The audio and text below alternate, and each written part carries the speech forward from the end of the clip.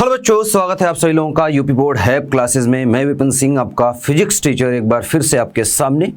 आपका chapter start हुआ है किरण प्रकाश के एवं प्रकाशिकी यंत्र, जिसको हम पढ़ना स्टार्ट कर चुके हैं। 2 लेक्चर कंप्लीट भी हमने कर लिए हैं। तीसरे लेक्चर पर हम पहुंच चुके हैं और तीसरे लेक्चर में हम काफ़ी कुछ इंपॉर्टेंट सीखने वाले हैं।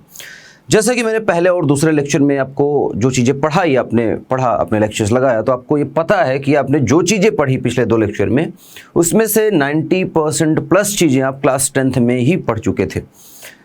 इस क्लास का भी ऐसा ही कुछ आप देखेंगे कि जो कंटेंट है, जो चीज़ें हम पढ़ेंगे, वो क्लास 10th के सिलेबस से ऑलरेडी मैच कर रहा है और आप उसको क्लास 10th में पढ़ रखे हैं।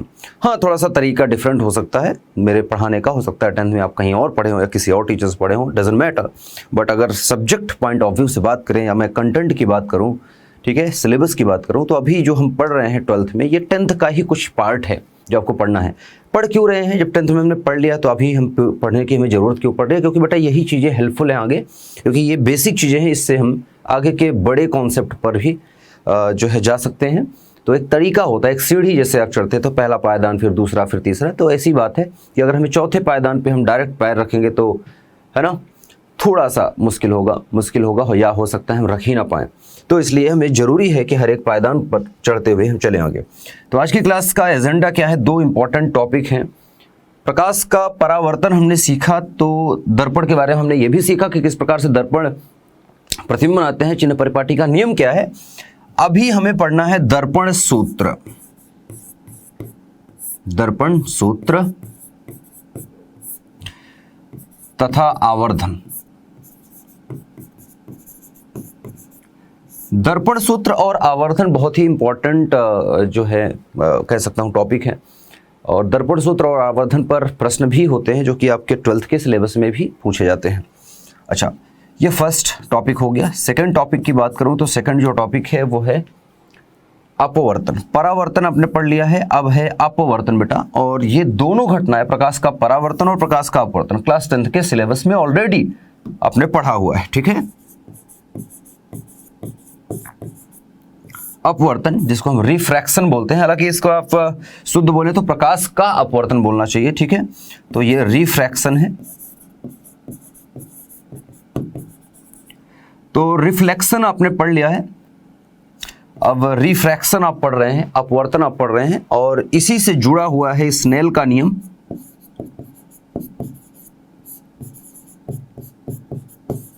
अपवर्तन के लिए ही नियम दिया था उन्होंने, स्नेल का नियम, और स्नेल के नियम से ही जुड़ा हुआ है अपवर्तनांक। ओके, तो यहां तक हमें ये कंप्लीट करना है। तो आइए स्टार्ट करते हैं। सबसे पहले हम दर्पण सूत्र और आवर्धन की बात करेंगे, जो हमारा फर्स्ट टॉपिक है, इसी के बारे में हम बात करेंगे। तो दर्पण सूत्र पहले हम जानेंगे, दर्पण सूत्र क्या है। ओके, दर्पण सूत्र के बाद हम आवर्धन की बात करेंगे। सो हम स्टार्टिंग फ्रॉम दर्पण सूत्र। दर्पण सूत्र के बारे में आपको बता दूं, कुछ बच्चे सोच रहे होंगे 12th में आने के बाद कि इस दर्पण सूत्र का डेरिवेशन इंपॉर्टेंट है या पूछा जाएगा एग्जाम में, तो ऐसा नहीं है। क्लियरली मैं बता रहा हूं, दर्पण सूत्र का डेरिवेशन, दर्पण सूत्र कैसे आता है, कैसे प्रूफ होता है, ये आपने ऑलरेडी 10th के सिलेबस में पढ़ रखा है। यहां पर सिर्फ आपको दर्पण सूत्र याद रखना है, सिर्फ सूत्र पता होना चाहिए, उसका डेरिवेशन आपको पता नहीं करना है, डेरिवेशन नहीं निकालना है, मतलब व्यंजक सिद्ध नहीं करना है। तो बिल्कुल दिमाग से ये निकाल दें कि आपको दर्पण सूत्र का डेरिवेशन, अगर कोई जिज्ञासु है कि जिसको जानना ही है, तो वो क्लास 10th के एनसीईआरटी बुक को प्रेफर कर सकता है, रेफर कर सकता है, वो जाके देख सकता है किस प्रकार से दर्पण सूत्र का डेरिवेशन है। अपनी ओल्ड जो आपकी 10th वाली नोटबुक अगर आपने रखी है तो वहां पर देखेंगे, आपको मिल जाएगा। फिलहाल दर्पण सूत्र क्या है? तो दर्पण सूत्र क्या बताता है बेटा कि प्रतिबिंब बनने का जो नियम हमने बताया था प्रकाश का, तो प्रतिबिंब जब बनता है किसी दर्पण से, चाहे अवतल दर्पण हो, चाहे उत्तल दर्पण हो, चाहे समतल दर्पण हो, सभी प्रकार के दर्पण के लिए सत्य है। तो प्रतिबिंब को कहां रखेंगे और वस्तु कहां बनेगी, इसके बारे में इंफॉर्मेशन देता है, ठीक है। फोकस क्या होगा जो है प्रतिबिंब दर्पण का, इसके साथ रिलेशन है। तो वस्तु की दूरी, प्रतिबिंब की दूरी और फोकस दूरी में एक संबंध है दर्पण सूत्र, जिसको हम लिखते हैं 1/f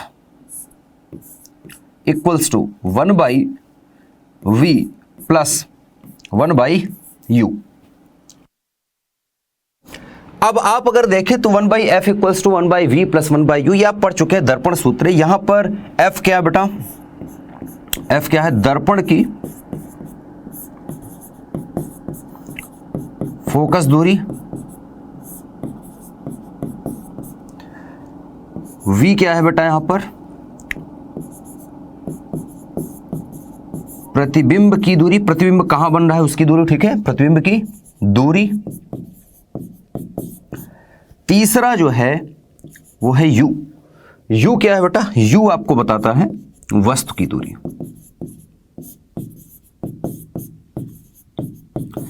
ये जो दूरियां हम माप रहे हैं, हमने आपको पहले ही बता रखा है, सभी दूरियां दर्पण के ध्रुव से मापी जाती हैं, ठीक है। एक एग्जांपल ले लेते हैं यहां पर। लेट्स से कि एक दर्पण में बना लेता हूं, अवतल मैंने बना लिया है, अवतल दर्पण, ओके। लेट्स से कि ये एक अवतल दर्पण है, ठीक है, अवतल दर्पण है। तो सभी दर्पण के सामने सभी दूरियां जो मापी जाती हैं वो दर्पण के ध्रुव से, पोल से मापी जाती है। पोल मतलब ध्रुव, P से निरूपित करते हैं। और ये जो लाइन आप देख रहे हैं, हॉरिजॉन्टल लाइन जो आप देख रहे हैं, क्षैतिज रेखा, ये मुख्य अक्ष कहलाती है, ठीक है। अच्छा, अब इसका कहीं वक्रता केंद्र होगा C, और P और C के बीचों बीच एक बिंदु होता है जिसको फोकस कहते हैं, जहां पर समांतर आने वाली प्रकाश किरणों को अवतल दर्पण इकट्ठा करता है, ओके, एकत्रित करता है। तो अब देखेंगे ये 3 पॉइंट इंपॉर्टेंट है आपके लिए, C, F, ठीक है, और P से हम दूरियों को मापते हैं। तो कोई भी दूरी हम मापते हैं P से। ये दर्पण दर्पण सूत्र जो हमने लिखा है, यहां पर हमने चिन्ह परिपाटी के चिन्हों को नहीं लिया है, क्योंकि ये दर्पण सूत्र तीनों प्रकार के दर्पण के लिए सत्य साबित होते हैं, या किसी भी प्रकार के दर्पण के लिए सत्य साबित होते हैं। दर्पण अवतल भी हो सकता है, उत्तल भी हो सकता है, और समतल भी हो सकता है। तो चिन्ह परिपाटी यहां नहीं है, लेकिन सवाल में हमें यह देखना पड़ेगा कि वस्तु दर्पण के या कौन से दर्पण के सामने रखी है। अवतल दर्पण के सामने रखी है तो चिन्ह परिपाटी का इस्तेमाल करेंगे, उत्तल दर्पण के सामने रखी है तो चिन्ह परिपाटी का इस्तेमाल करेंगे। जैसे यहां पर दूरी अगर देखेंगे तो P से F की तरफ आएंगे तो दिशा क्या होगी? Negative, -F। C तक आएंगे तो -R। कहीं पर वस्तु रखी होगी, कहीं प्रतिबिंब बनेगा। तो सिंपल सी बात है, एक मैं बना लेता हूं। लेट्स से कि ये वस्तु है,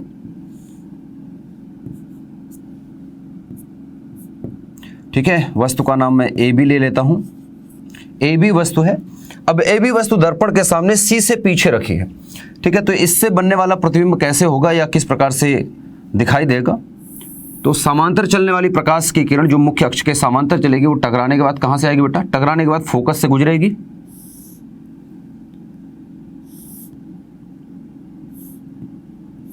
अब ये परफेक्ट नहीं है क्योंकि मेरे पास पटरी और जिसको आप स्केल कहते हैं वो नहीं है, तो आप एक रफ फिगर देख रहे हैं यहां पर।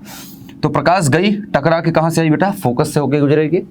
दूसरा आप ले सकते हैं कि C से प्रकाश जाए, या आप ले ले कि F से प्रकाश जाए। चलो F से ले लेते हैं, क्योंकि हमें 3 किरणों की जरूरत पड़ती है कोई भी प्रतिबिंब बनाने के लिए। तो F से अगर प्रकाश को ले जाएंगे हम,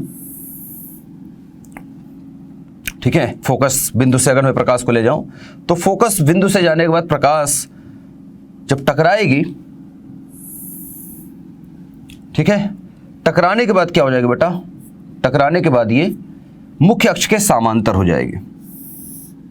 अब देखेंगे मुख्य अक्ष के समांतर प्रकाश इस प्रकार से कुछ आएगी। अब एकदम परफेक्ट चित्र नहीं, मैंने आपको पहले बताया, प्रकाश टकरा के मुख्य अक्ष के समांतर होगी। मुख्य अक्ष मतलब व्हाइट वाली लाइन जो है, ये मुख्य अक्ष इसके समांतर हो गई है। अब तीसरी लाइन भी चाहिए। देखो A से चलने वाली प्रकाश की किरणें तो ये बता रही हैं कि A पॉइंट का प्रतिबिंब कहां बन रहा है? बिंदु A का प्रतिबिंब बन रहा है यहां पर, जहां पर दोनों ये काट रहे हैं, मतलब A डैश तो ये हो जाएगा, ठीक है, A डैश। लेकिन B डैश कहां है? तो अगर मैं B से चलने वाली प्रकाश को देखूं कहां जा रही है और कैसे टकरा के आ रही है, तो आप देखेंगे कि B से चलने वाली प्रकाश की किरण, देखिए यहां से गई, ऐसे B से चलने वाली प्रकाश की किरण ये जा रही है, ठीक है, ये सीधा गई और टकराएगी जब, तो टकराने के बाद क्या होगा बेटा? सीधा ही चले आएगी। क्यों? क्योंकि जो C से होकर प्रकाश जाती है, वक्रता केंद्र से जो प्रकाश जाती है, वो उसी रास्ते वापस लौट आती है। क्यों? क्योंकि वक्रता केंद्र से सतह तक की दूरी जो होती है वो क्या होती है बेटा? त्रिज्या होती है, और त्रिज्या सतह पर लंब होती है, ठीक है। इस वक्र सतह पर जो त्रिज्या है वो लंब है। तो जब इस पॉइंट पर मैं प्रकाश का परावर्तन का नियम लगाऊंगा, इस पर मैं अभिलंब डालूंगा, तो अभिलंब भी C से जाएगा, अर्थात आपतन कोण 0 हो गया, तो परावर्तन कोण भी क्या होगा? 0 होगा, और ये इसी रास्ते प्रकाश लौटेगी। हालांकि इसको एक बार मैं समझा चुका हूं आपको, तो प्रकाश इस रास्ते फिर से लौट आएगी। तो कुल मिलाकर प्रकाश गई और आ गई, तो मतलब प्रकाश लौट के तो आ रही है ना। तो इसका मतलब B पॉइंट जो है वो यहीं पर बनेगा जहां पर ये A पॉइंट है, और इस प्रकार से यहां पर आपको देखने को मिलेगा ये वस्तु का निर्माण प्रतिबिंब का निर्माण यहाँ पर आपको देखने को मिल रहा है। ये प्रतिबिंब यहाँ पर बनेगी और प्रतिबिंब में यहाँ पर आप बी डैश लिखेंगे और ये ए डैश आपको लिखा हुआ दिख रहा है। तो ए डैश बी डैश प्रतिबिंब बन गया। अब इसमें दूरियां आप जब लेते हैं तो दूरी क्या लेते हैं बेटा, दूरियों को ले लेते हैं। दूरी क्या होंगी, ध्रुव से मापेंगे दूरी बेटा। ध्रुव की दूरी यहाँ है, ठीक है। ये दर्पण टेढ़ा है तो हम यहाँ से नहीं मापेंगे, ध्रुव के सामने से। ध्रुव के सामने से जब मैं मापूंगा तो ये दूरी क्या लिखूंगा बेटा, u, बल्कि माइनस यू, क्योंकि उधर से इधर की तरफ दूरी मापेंगे तो ये क्या आएगी बेटा, माइनस यू। ओके, फोकस दूरी अगर मैं लूंगा यहाँ से, ठीक है, तो ये आएगा माइनस एफ, पी से एफ तक की दूरी। और सी तक प्रतिबिंब तक की दूरी को हम क्या बोलते हैं, वी। प्रतिबिंब तक की दूरी को हम क्या बोलते हैं बेटा, v। तो ये दूरी आपको दिखेगी माइनस v, क्योंकि p से मैं f पर आया, p से मैं c a dash b dash पे आया, p से मैं यहाँ आया। चाहूँ तो मैं c पे भी आ सकता हूँ, c पे आऊँगा तो माइनस r लिखूंगा। जैसा कि आप जानते हैं वक्रता केंद्र तक की दूरी वक्रता त्रिज्या होती है, तो ध्रुव से c तक की दूरी को हम क्या लेंगे बेटा, माइनस r लेंगे। अब यहाँ पर आप देखेंगे अगर इस दर्पण के लिए मैं सूत्र लिखूंगा, इसी में अगर मैं मान रखूँ तो माइनस f बराबर हो जाएगा minus v plus 1 by minus you. Minus minus minus cut जाएगा, फिर से आपको यही सूत्र प्राप्त होगा। तो आप देखेंगे सूत्र हर हिसाब से, प्रतिबिंब कहीं भी बने, वस्तु कहीं भी रखी हो, ये सूत्र हरदम काम करेगा। ओके, तो ये सूत्र याद रखेंगे। अब बात ये आती है कि आवर्धन क्या है, ठीक है। तो आवर्धन के लिए भी एक चित्र मैं बनाऊंगा। ये प्रतिबिंब की स्थिति का चित्र आप पहले से जानते हैं कि जब वक्रता केंद्र से पीछे वस्तु रखेगी तो प्रतिबिंब जो बनता है वो उल्टा बनता है, वास्तविक बनता है, क्योंकि प्रकाश सचमुच में टकरा रही है, यहाँ काट रही हैं। और कहाँ बनेगा बेटा, सी और एफ के बीच में बनेगा, ठीक है। वक्रता केंद्र और फोकस के बीच में बनेगा जब वक्रता केंद्र से पीछे रखा जाएगा। जब वक्रता केंद्र पे होगा तो प्रतिबिंब भी वक्रता केंद्र पे ही बनेगा, बराबर बनेगा और उल्टा बनेगा, नीचे की तरफ बनेगा। ऊपर वस्तु रख देंगे तो नीचे प्रतिबिंब बन जाएगा, ये आप जानते हैं। अच्छा, ये तो हो गई, ये तो हो गया दर्पण सूत्र। अब हम बात करेंगे आवर्धन की। आवर्धन को मैग्निफिकेशन बोलते हैं, इसलिए इसको m से निरूपित करते हैं हम, छोटे m से बेटा, कैपिटल M से नहीं बल्कि छोटे m से इसको हम निरूपित करते हैं। मैग्निफिकेशन पावर बोलते हैं, ठीक है। मैग्निफिकेशन पावर, आवर्धन। मैग्निफिकेशन पावर क्या है बेटा, कि वस्तु का आकार और प्रतिबिंब का आकार किस प्रकार से चेंज हो रहा है प्रतिबिंब के सामने स्थितियों पर निर्भर करता है, ठीक है। जैसे वस्तु पास में रखी है, मतलब वस्तु का आकार क्या है और प्रतिबिंब कितनी बड़ी बन रही है, कितनी छोटी बन रही है। तो वस्तु से छोटी बन रही है प्रतिबिंब, या वस्तु से बड़ी बन रही है, सीधी बन रही है या उल्टा बन रही है, ठीक है। मतलब आभासी बन रही है या वास्तविक बन रही है। ये याद रखिएगा कि वस्तु के सापेक्ष अगर प्रतिबिंब उल्टा बने तो वो वास्तविक प्रतिबिंब ही बनेगा, लेकिन अगर आभासी प्रतिबिंब बनेगी तो हरदम सीधा बनेगी। जैसी वस्तु रखी रहेगी जिस तरह से वैसी बनेगी। हाँ, छोटी बड़ी हो सकती है आकार में, लेकिन सीधा ही बनेगी। अच्छा, यहाँ पर आवर्धन को हम समझते हैं। आवर्धन क्या है, तो इसके लिए प्यारा सा चित्र फिर से ले लेते हैं।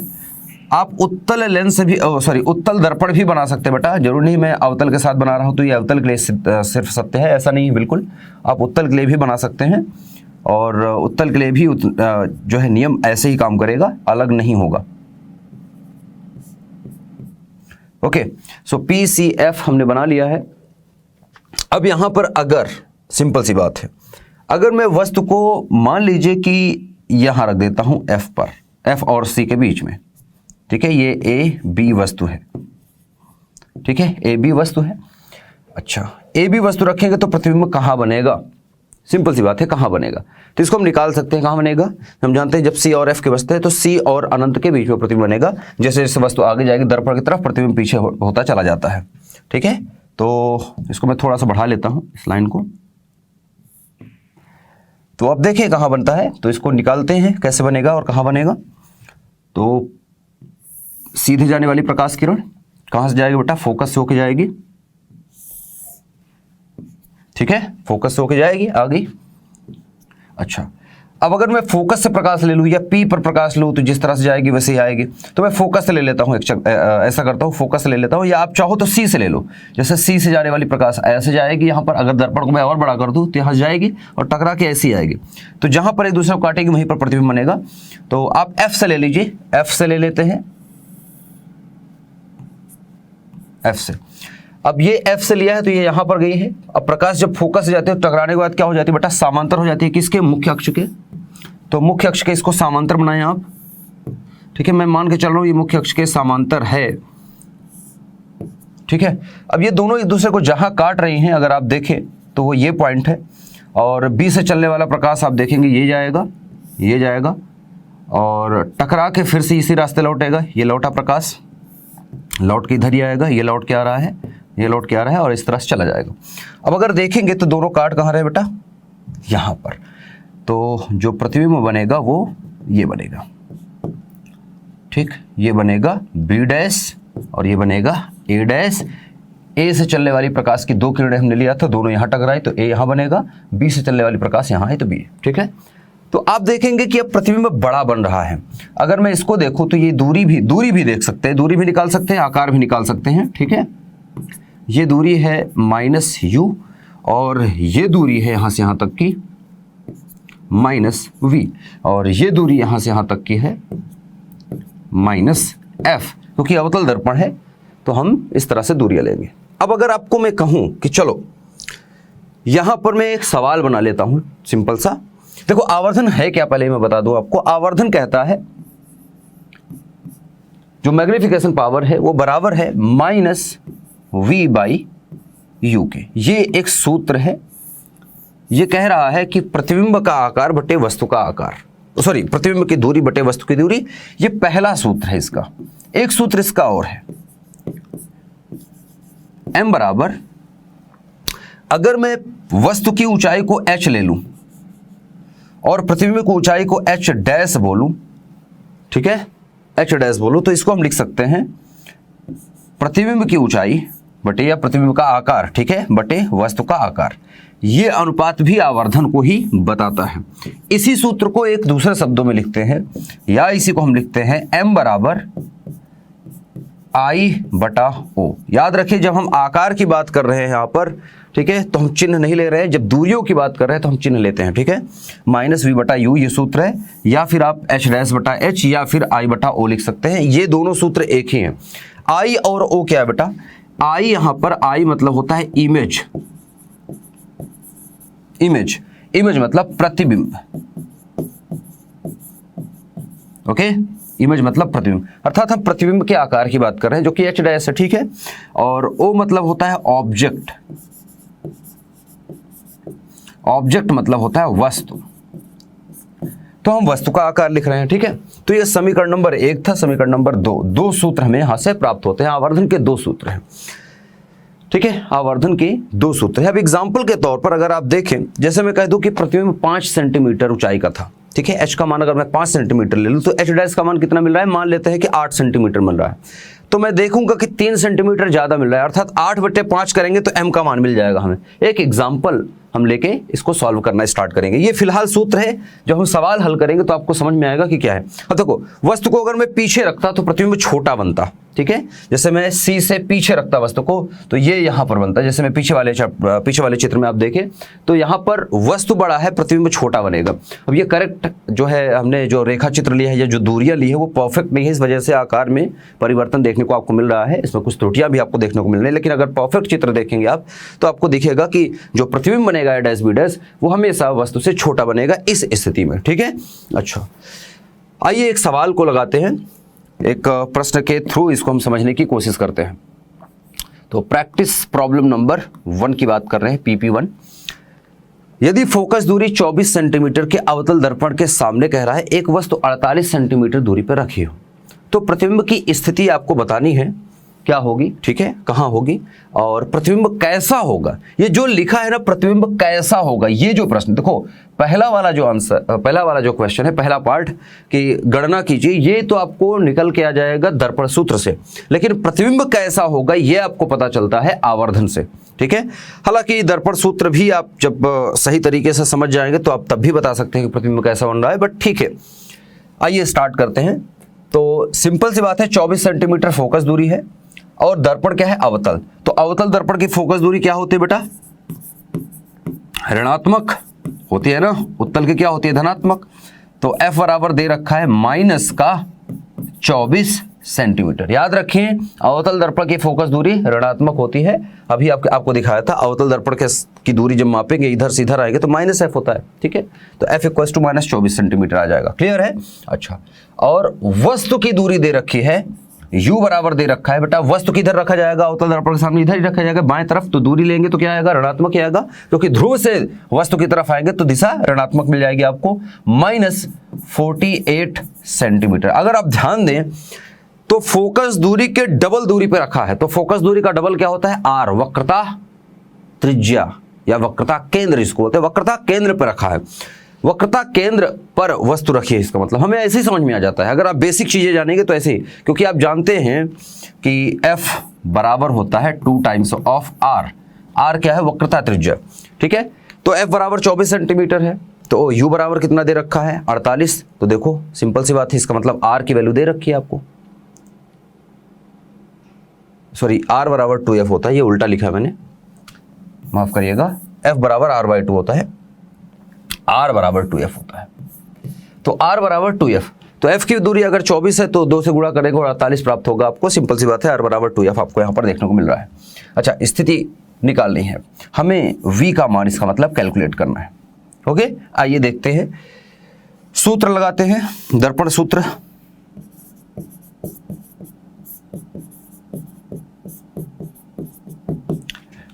One by F equals to होता है 1/u प्लस 1/v, और इस दर्पण सूत्र में हमें v निकालना है, तो ऐसा करो v बराबर इसको बना लो, तो 1/v अगर मैं करूंगा तो ये हो जाएगा 1/f, और इसको इधर भेज देता हूं तो ये क्या हो जाएगा बेटा, -1/u के। क्लियर है, देख लीजिए। अब अगर मैं देखूं तो 1/v हमें सूत्र में मिल रहा है, इसको मैं यहाँ पर मान रखना स्टार्ट करता हूँ। ये मैंने बेसिक से चीज़ बताने की कोशिश की थी, एक्स्ट्रा उस पर आप ज़्यादा ध्यान ना दें। अब मैं 1/v अगर निकालूंगा तो 1/v बराबर हो जाएगा 1/f, f की वैल्यू कितना बेटा, -24, फिर माइनस चिन्ह लगा है सूत्र में, 1/f 1/u, तो 1/u, u की वैल्यू क्या बेटा, -48, तो -48। ओके, हल करिए इसको, 1/v माइनस बराबर 1/24 बट माइनस का, और माइनस माइनस हो जाएगा प्लस 1/48। इसको हल करेंगे तो आपको देखने को मिलेगा 48 आ जाएगा लघुत्तम, ये हो जाएगा -24 दूना 48 मतलब 2 आ जाएगा, और प्लस हो जाएगा बेटा 24, 48 से कम 48 मतलब 1, मतलब बराबर आ जाएगा -1/48। तो v बराबर आप देखेंगे तो कितना मिलेगा बेटा, देखो 1/v बराबर 1/-48, ठीक है, तो v बराबर -48 सेंटीमीटर में सब दूरियां ली थी, सेंटीमीटर में ही आंसर आएगा, सेंटीमीटर। अब मैं अगर आपको चित्र दिखाऊं तो आप पहले ही इसका आंसर निकाल सकते थे ऐसे ही।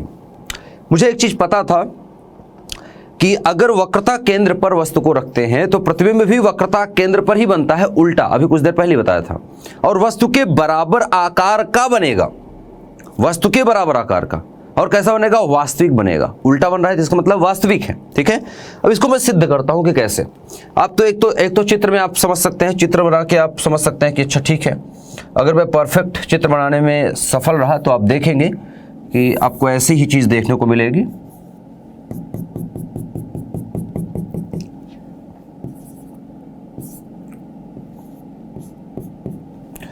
ठीक है, मैं मान लेता हूं कि ये इस तरह से है और C पर मैंने वस्तु रख दी है AB। तो यहां से चलने वाली प्रकाश किरणों को हम देखते हैं, ऑब्जर्व करते हैं कैसे चलेंगी। यहां से ऐसे गई सीधा, टकरा के किधर आएगी बेटा, ऐसे टकरा के यहां से निकलेगी, ऐसे निकल जाएगी। अब ये परफेक्ट चित्र, अगर सीधा एकदम लाइन खींच पा रहा हूं मैं तो एकदम बढ़िया दिखेगा, अगर थोड़ा बहुत दिक्कत होगी, गलत होगा तो फिर सीधा नहीं दिखेगा बेटा। तो फोकस पे ले जाते हैं इसको, फोकस से ऐसे ही आएगी, दूसरी तरफ किरण लिया मैंने, और इसको जब मैं करूंगा यहां से तो ये हमें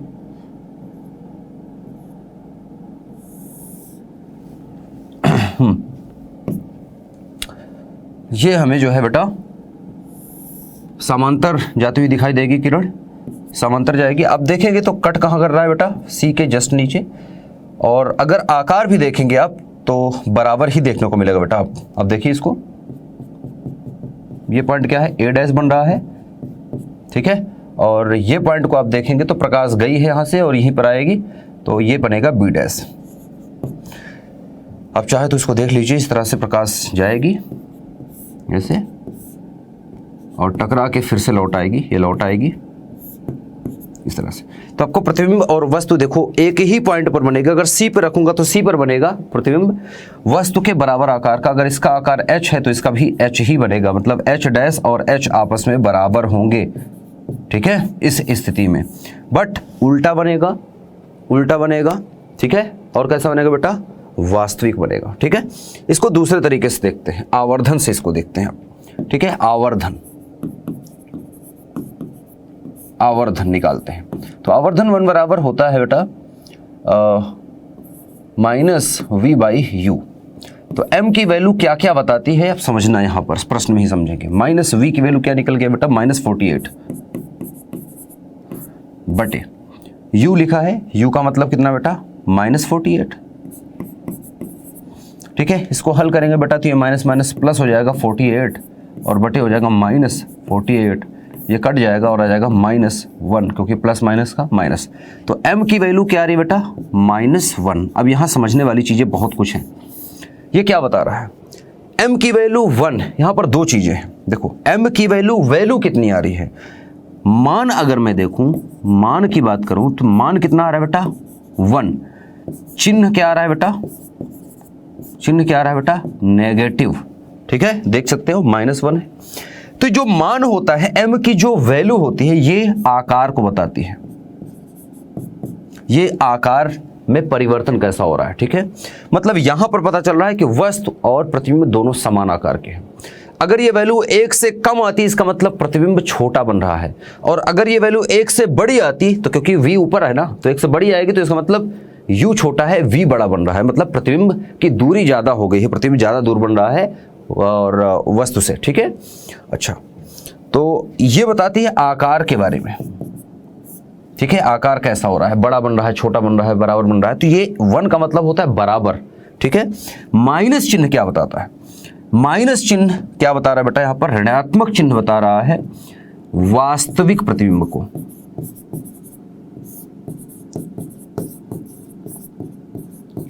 m का मान अगर ऋणात्मक आता है तो इसका मतलब प्रतिबिंब कैसी बन रही है? वास्तविक। और m का मान अगर पॉजिटिव होता तो ये क्या बताता बेटा? आभासी प्रतिबिंब को।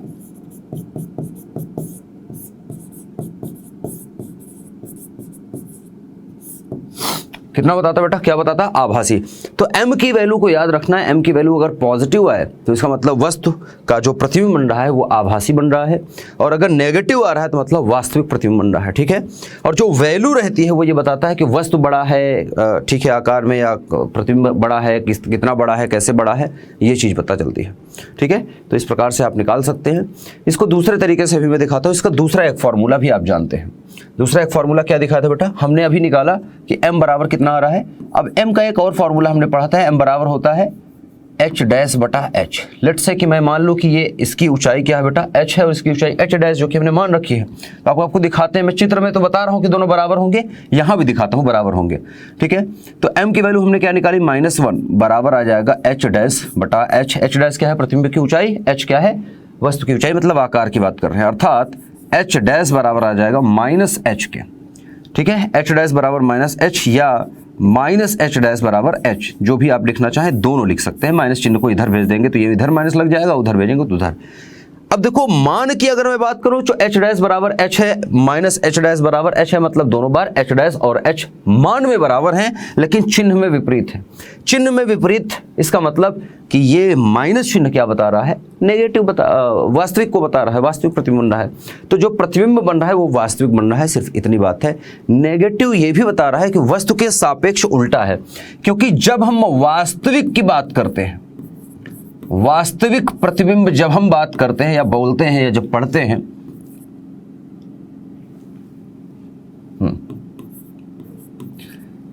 वास्तविक प्रतिबिंब का मतलब होता है उल्टा,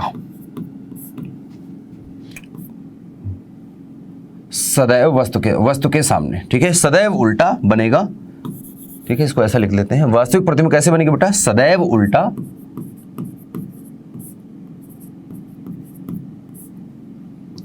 वस्तु के सामने।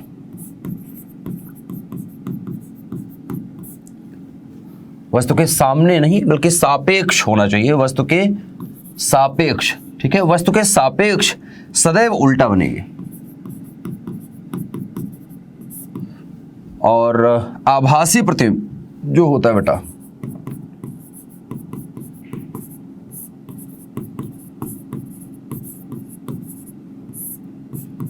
आभासी प्रतिबिंब क्या है बेटा? आभासी प्रतिबिंब सदैव सीधा किसके सामने बेटा? वस्तु के या वस्तु के सापेक्ष।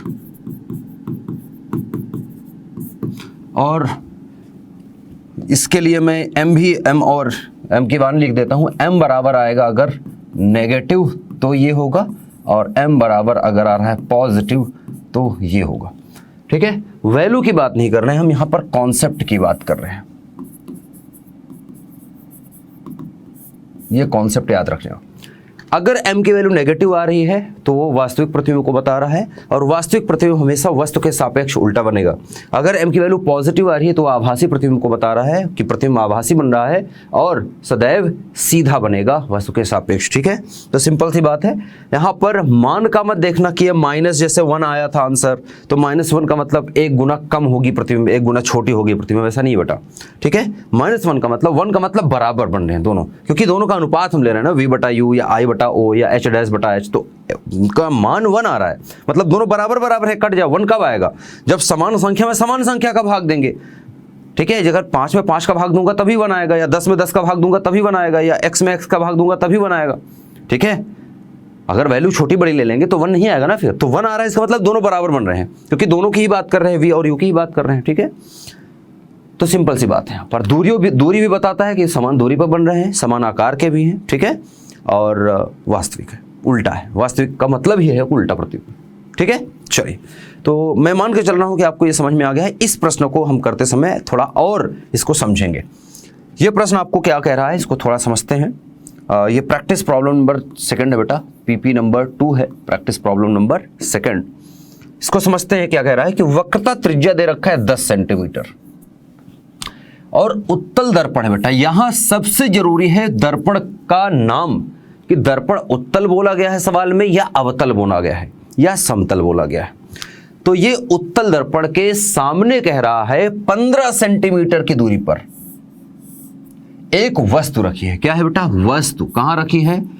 उत्तल दर्पण के सामने 15 सेंटीमीटर की दूरी पर, जिसकी वक्रता त्रिज्या 10 सेंटीमीटर है। कह रहा है ज्ञात करो। क्या ज्ञात करना बेटा? देखिए, पहली चीज कह रहा है प्रतिबिंब कहां बनेगा, प्रतिबिंब की स्थिति निकालनी है, अर्थात v निकालना है।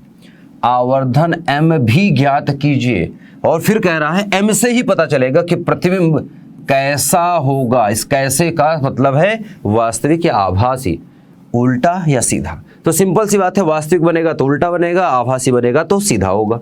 सिंपल सी बात है। आइए स्टार्ट करते हैं। तो क्या दिया है हमें, इस पर थोड़ा नजर डालते हैं। दिया है R बराबर दे रखा है 10 सेंटीमीटर। ये पॉजिटिव होगा या नेगेटिव? तो समझिए इस चीज को। जब हम उत्तल दर्पण की बात करते हैं बेटा, तो उत्तल दर्पण दूसरे तरफ घूमा है और इसका उठा हुआ भाग परावर्तक है। वस्तु तो इधर रखी जाएगी। ठीक है, अब ध्रुव से दूरी अगर देखें तो घूमी उधर है, तो त्रिज्या वक्रता केंद्र वगैरह इसका इधर ही होगा, है ना। तो वक्रता केंद्र अगर मैं कहूँ C ये है तो F ये होगा। ठीक है, तो कुल मिला के C और F दोनों की वैल्यू पॉजिटिव आएंगे, क्योंकि दाएं तरफ हम जा रहे हैं। और ये दिशा क्या होती है बेटा? इस तरफ जब जाते हैं दूरी लेते हैं तो धनात्मक दिशा है। यहां से इस तरफ लेंगे दूरी तो ऋणात्मक दिशा होती है। ठीक है, इस तरफ आएंगे, ध्रुव से इधर की तरफ आएंगे बाएं तरफ तो दूरी ऋणात्मक, ध्रुव से दाएं तरफ जाएंगे तो दूरी धनात्मक। ठीक है, अच्छा, तो मतलब C क्या है? पॉजिटिव दे रखा है। ठीक है, अच्छा, और क्या दे रखा बेटा? आपको U की वैल्यू दे रखी है। U बराबर क्या दे रखा बेटा? 15 सेंटीमीटर। अब ये पॉजिटिव होगा कि नेगेटिव? तो सिंपल सी बात है, अगर चमकीला भाग इधर है, परावर्तक भाग इधर है, तो वस्तु भी इधर ही रखी जाएगी।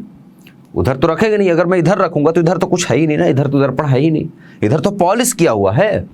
तो वस्तु मतलब इधर रखी है बाएं तरफ। वैसे भी हम जानते हैं वस्तु के सापेक्ष दर्पण के सापेक्ष वस्तु को किधर रखा जाता है? बाएं तरफ। प्रकाश को बाएं तरफ से ही डाला जाता है दर्पण पर। तो इसका मतलब इधर से इधर की तरफ आएंगे तो दूरी क्या होगी? ऋणात्मक। तो ये होगा ऋणात्मक 15 सेंटीमीटर। अब हमें V निकालना है बेटा। V निकालने के लिए हमें सूत्र लगाना पड़ेगा, दर्पण सूत्र।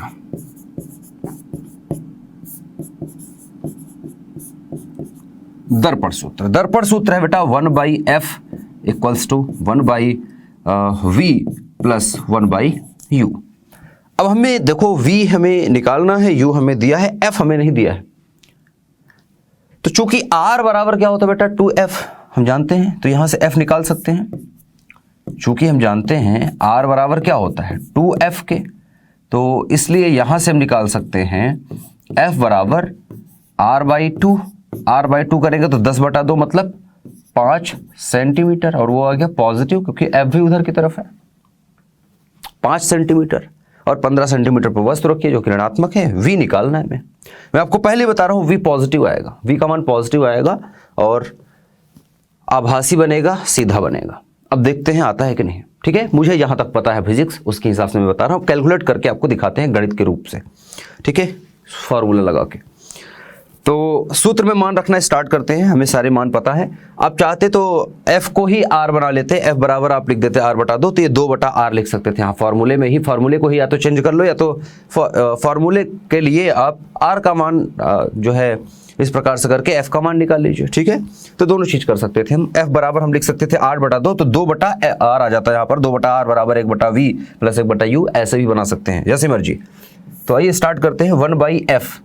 इस फॉर्मूले को चेंज कर लेते हैं, v निकालना है तो 1/v बराबर करेंगे तो आ जाएगा 1/f माइनस 1/u। तो इस फॉर्मूले में देखें तो यहाँ पर है 1/v बराबर 1/f लिखा है। 1/f, f की वैल्यू कितनी है बेटा 5 सेंटीमीटर पॉजिटिव है तो 5 लिख लेंगे। फिर चिन्ह ऋणात्मक है सूत्र में, चिन्ह ऋणात्मक 1/u, 1/u, u की वैल्यू कितनी है बेटा -15, तो 1/-15। ठीक है, इसको हल करेंगे तो 1/v बराबर आ जाएगा प्लस का 1/5 और माइनस माइनस का प्लस 1/15। तो 15 और 5 का लघुत्तम लेंगे तो 15 ही आएगा। 5 तिहाई 15 तो 3 हो जाएगा, प्लस 15 कम 15 1 आ जाएगा। 1/v बराबर हम निकालेंगे तो आएगा 4/15 और वो भी पॉजिटिव। ठीक है, तो v बराबर अगर मैं निकालूं तो v बराबर कितना आएगा, ये 1/v बराबर इतना है, तो v बराबर कितना होगा, पलट जाएगा, ये आ जाएगा 15/4 पॉजिटिव का। ठीक है, 4 से भाग दो तो ये आ जाएगा 4 तिहाई 12। ठीक है, पॉजिटिव है याद रखिएगा। 4 तिहाई 12, 13, 14, 15, 3 हुआ तो 30 लिख सकते हैं दशमलव लगा के, 30 हो गया। तो 4 × 24, 4 × 28, 29, 30, 2 बचा 20 हो जाएगा, तो 4 × 5 = 20। 3.75 आया हमारा v का मान, तो आप लिख सकते हैं v इक्वल्स टू आ गया है पॉजिटिव 3.75 सेंटीमीटर का। ये हमें v की वैल्यू मिल गई। अब v की वैल्यू मैंने कहा था पॉजिटिव आएगी, देखो पॉजिटिव आ रही है। पॉजिटिव का मतलब क्या है, सीधा है, आभासी है। v का मान पॉजिटिव आ रहा है मतलब आभासी है, सीधा है, प्रतिबिंब। ठीक है, इसको और कंफर्म करना है तो m का मान निकालिए। चलिए, एक तो निकल गया, पहला हमारा आ गया आंसर, ये पहले का आंसर तो हमारा आ गया। दूसरे पार्ट को करते हैं। दूसरा है आवर्धन निकालिए। तो m बराबर हम जानते हैं क्या होता है -v/u से। ठीक है, m बराबर निकालेंगे, v की वैल्यू कितनी आई बेटा, v की वैल्यू आई है 3.75,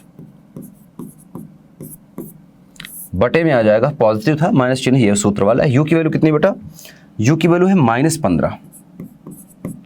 अच्छा, 3.75 को हम ऐसा लिख ले क्या 15/4, एक ही बात है ना, क्योंकि 15/4 को ही मैंने ये लिखा है ना। तो इसको चाहो तो आप v का मान 15/4 लिख लेते, तो ये आपके लिए आसान हो जाता। मैं ऐसा क्यों कर रहा हूँ आपको समझाता हूँ। ये -15 होता नीचे, माइनस माइनस तो कट जाएगा। ठीक है, अब आप देखेंगे m बराबर आ जाएगा 15/4 और गुणे में नीचे पहले से 15 है, 15 से 15 कट जाएगा, बचेगा आपके पास 1/4। तो m की वैल्यू जो आ रही है वो पॉजिटिव आ रही है, और क्या आ रही है बेटा 4 गुना कम आ रही है। 4 गुना कम का मतलब है कि प्रतिबिंब जो है 1/4 बन रहा है। इसको ऐसा लिख सकते हैं, 1/4 का मतलब कितना होता है बेटा, 4 से भाग दीजिए, 0.25, सही है। 4 दूनी 8, 2 बचेगा, 4 पंचे 20। ठीक है, तो 0.25, इसका मतलब हुआ है कि वस्तु जो है वो पॉजिटिव है। ध्यान से सुनना, सॉरी, प्रतिबिंब जो बन रही है वो पॉजिटिव बन रही है। मतलब पॉजिटिव का मतलब क्या निकल के आ रहा है, पॉजिटिव का मतलब है बेटा आभासी, ठीक है। और 0.25 मतलब 1/4 क्या बता रहा है कि प्रतिबिंब 1/4 गुना छोटी बन रही है, ठीक है। तो इसको ऐसा लिखूंगा मैं कि प्रतिबिंब, ठीक है, आभासी है तथा वस्तु के सापेक्ष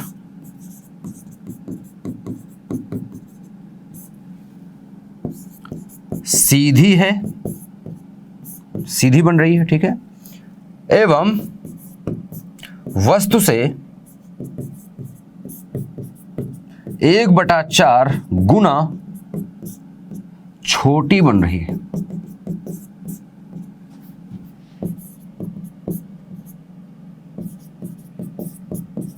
मतलब आकार में 1/4 गुना छोटी है, कौन? प्रतिबिंब, ठीक है, किससे? वस्तु से। तो सिंपल सी चीजें थी, बन गई। अब आप देखेंगे तो m की वैल्यू आई है ये, v की वैल्यू आई थी ये, v की वैल्यू 3.75। अब अगर मैं चित्र में अगर ध्यान दूं, मैं अगर ये दूरी ले लूँ जो हमें दिया है, f का मान हमने निकाला था r/2 5 सेंटीमीटर, अगर ये दूरी हमें पता चल रही है कि ये है प्लस का 5 सेंटीमीटर, और मैं मान लेता हूँ कि वस्तु यहाँ रखी गई थी, ठीक है, AB वस्तु मान लेते हैं, यहाँ पर AB वस्तु मान लो, और इसकी दूरी यहाँ से यहाँ तक मैं जानता हूँ क्या है, -15 सेंटीमीटर वस्तु की दूरी। तो जो प्रतिबिंब बन रही है वो कहाँ बन रही है बेटा? वो बन रही है 5 सेंटीमीटर। देखो इधर दूरी लेंगे, इधर तो बन नहीं सकती, क्योंकि इधर बनेगी तो P से दूरी इधर मापेंगे तो नेगेटिव आएगी। आ क्या आ रही है? पॉजिटिव आ रही है, और 5 से कम आ रही है। देखो 3.75 मतलब इधर कहीं बनेगी, इधर कहीं बनेगी, तो जो बनेगी वो 3.75 पे, तो यहाँ पे लगभग 3.75 लगभग 4 के आसपास, 4 सेंटीमीटर के आसपास, और बहुत छोटी सी बनेगी, जिसको आप A' B' बोलेंगे। ये बनेगा प्रतिबिंब, और ये दूरी हम लगभग लिख रहे हैं, ठीक है, एग्जैक्ट वैल्यू नहीं है, 3.75 सेंटीमीटर। एग्जैक्ट दूरी हमें नहीं पता है, ठीक है, एग्जैक्ट मतलब माप के हम नहीं पता है कि 3.75 मीटर इतना ही है, बट 3.75 मीटर अगर मैं लूंगा तो F से पहले ही बनेगी, क्योंकि 5 सेंटीमीटर F है तो F से पहले ही बन रही है, मतलब P और F के वस्तु P और F के बीच में प्रतिबिंब बनेगी, और सीधी बनेगी, वस्तु से 1/4 गुना छोटी, ठीक है। तो यहाँ पर अगर मैं H की वैल्यू कह रहा हूँ, ठीक है, 1 है, तो H' की वैल्यू जो मिल रही है, H' बराबर हमें मिल रहा है 1/4, किसके सापेक्ष? इसके सापेक्ष। ओके, तो इस प्रकार से आप देखते हैं, ठीक है, इस प्रकार से आप इसको प्राप्त करते हैं। तो चीज़ें आपको बहुत ही आसान तरीके से बताई गई, इसको आप ध्यान रखें, किस प्रकार से क्वेश्चन ऑफ सॉल्व करेंगे, किस प्रकार से फॉर्मूला का इस्तेमाल करना है, फॉर्मूले का मतलब क्या है, ठीक है, m की वैल्यू का पॉजिटिव का मतलब क्या है, m की वैल्यू नेगेटिव का मतलब क्या है, ठीक है, और m की वैल्यू का मतलब क्या है। चिन्ह का तो मतलब ठीक है, वैल्यू का भी मतलब, तो चिन्ह का मतलब तो आपको बताया यहाँ पर, वैल्यू का भी मतलब है, वैल्यू का मतलब है, ठीक है, वैल्यू का मतलब भी आपको यहाँ से पिछले वाले सवाल से भी समझ में आया। तो ये चीज़ें याद रखें, ये सारी जो है चीज़ें आपको यूज़ करनी होंगी, ठीक है, और ये आनी चाहिए, हर एक बच्चे को आनी चाहिए। इवन 10th के बच्चे को आती हैं ये चीज़ें, 10वीं के बच्चा अगर सही तरीके से पढ़ा है, ठीक है, तो उसको आती है। जिन बच्चों को मैंने 10th में पढ़ाया था, उनको ये चीज़ें मैंने पढ़ाया था, ठीक है, और उनको आती भी थी चीज़ें, सवाल लगाते थे वो अच्छे, इससे अच्छे सवाल एक्चुअली लगाए हैं।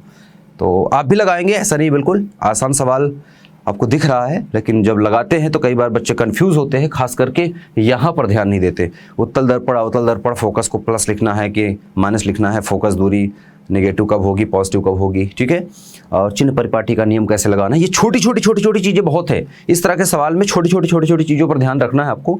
अगर आप वो करते हैं तो आप एक दिन अच्छे सवाल भी लगा पाएंगे, और यही क्लास में आप देखते हुए ही आप देखेंगे कि आपकी ग्रोथ बहुत तेज़ी से हो रही है, ठीक है।